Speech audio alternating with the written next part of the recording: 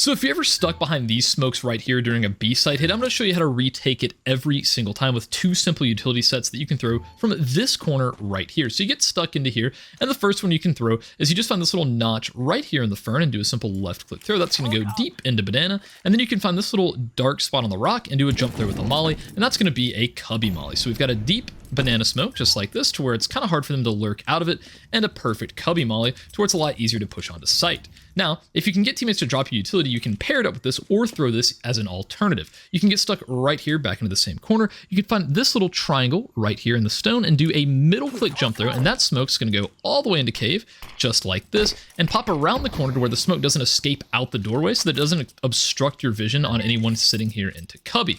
So meanwhile, you can also throw this Molotov by just finding this little dark crack right here and doing a simple left click throw right at the very top of it. That's going to go right around the side of this pillar, and it's going to molly off anyone trying to hide behind it and force them to where they're going to have to expose to long. And from the same exact position, find this little dot right here on the wall and bring your crosshair all the way up to the very top here and do a simple left click throw. This flash is going to go right behind this pillar and not blind any of your teammates as they're running up, just like this. And anyone sitting in cubby here, they're going to get full blinded. Even if they're holding a really tight angle for long, it's going to full blind them. If someone's sitting here in this corner like this, obviously it's going to absolutely destroy them, as well as anyone sitting all the way back here into this corner. You've guessed it, it's going to absolutely eviscerate them. This is kind of like the B retake God flash. The only thing that it doesn't get is cave, but if you're smoking off cave from this position, it's a pretty great way to get back onto site and not blind your teammates as they run out.